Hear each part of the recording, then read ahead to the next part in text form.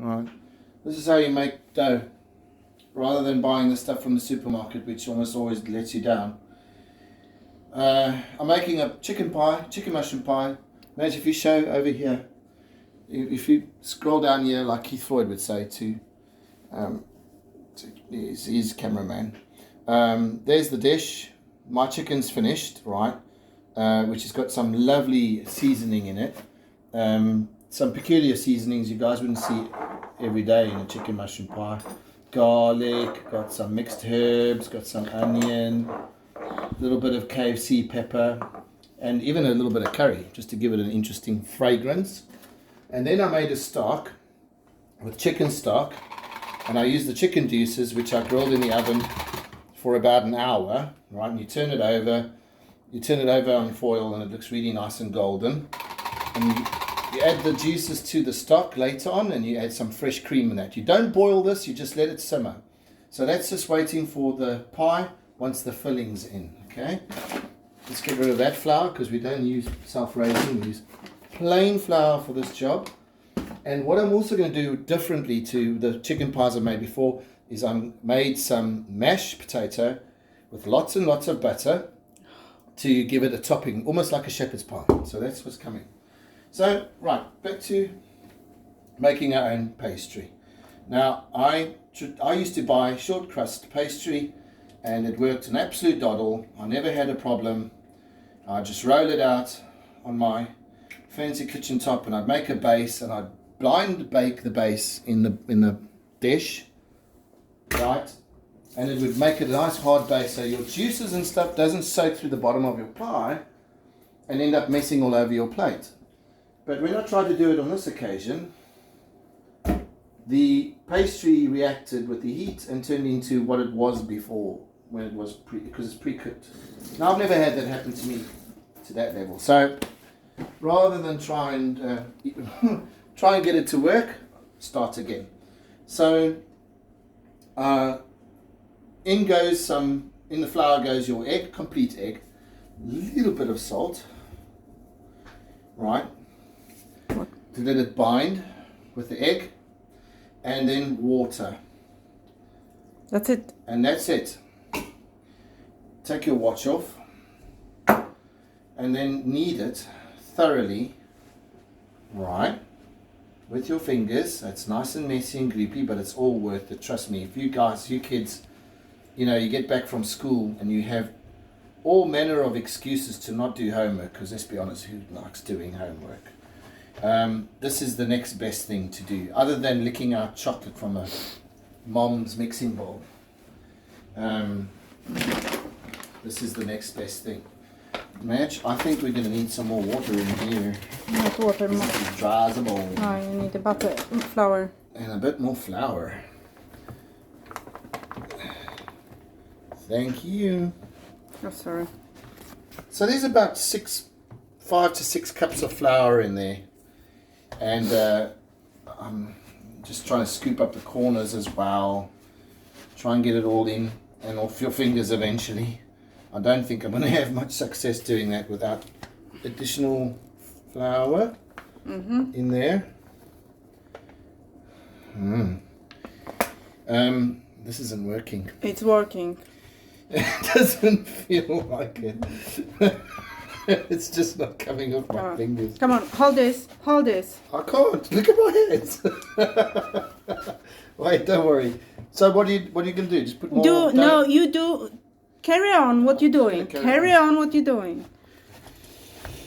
Right. Now I used to work in a factory. I used to work in a pork pie factory many years ago. And when we made the Can you roll your hands? Wrap your hands against each other. The first job in the morning to make pies.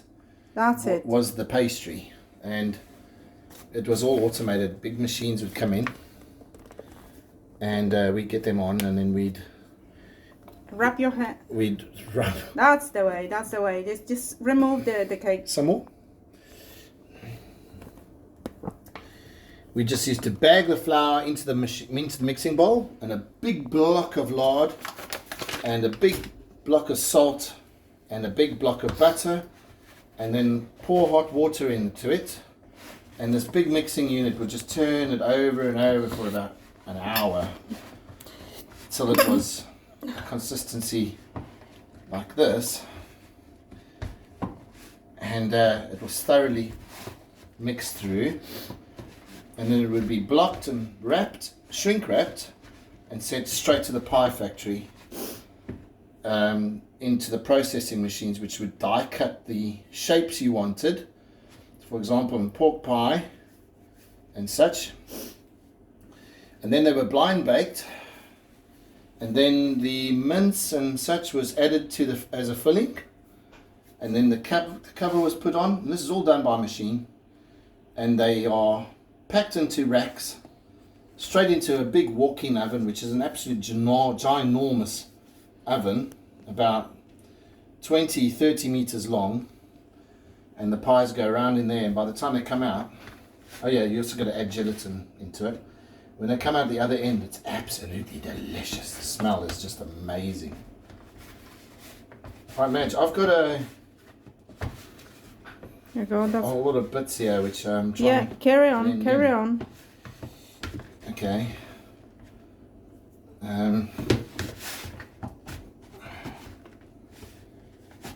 Wow. Just grab from the corner everything, every there pieces. Try to, yeah. Pieces, yeah. That's it. Like in these little grooves over here too. Yeah. How's that? Mhm. Doesn't this need a bit more water? No, it's perfect. Really? Yeah. Feels a bit dry. It's not dry. It's not dry. There's a bit of flaky, floury flakes in it. And of course on my hand still. I'm trying to squeeze it in there. Let me give this another rub. More? On your hands. Oh, okay. I think that's enough. Yeah, that's working now. That was good. Good save.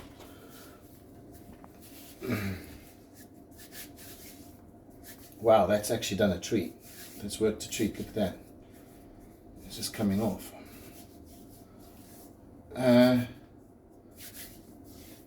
So I guess this is a mixture you'd make for most breads, and well, even our rusks we do this, don't we? I'm just folding it over to absorb the bits around it, so we don't want to waste anything. We want to incorporate as much of the flour into the mix as possible, and then fold it over and over and over and over again. Hey, that's starting to look alright now. Look at that. I'm almost ready to put this on the tabletop and roll it out. Yeah, you can actually. Because I think... But you need a little flour on this top. Yeah, just a dusting. Problem is, I'm going to have to clean it first. I've got